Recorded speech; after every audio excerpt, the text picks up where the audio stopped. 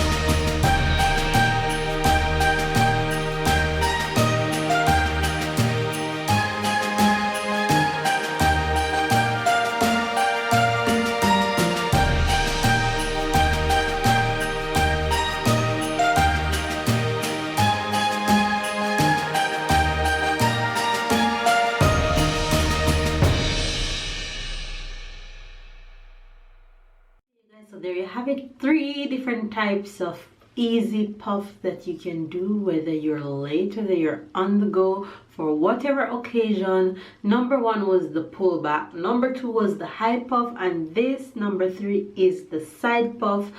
So go ahead and give this video a thumbs up, share, comment, like, and if you're new to my channel, go ahead and hit that subscribe button and go ahead and catch up on all my other videos, my cooking videos, my vlogs, and my hair videos. Hopefully you guys enjoy, join the family, and I'll see you guys in my next video. Bye guys.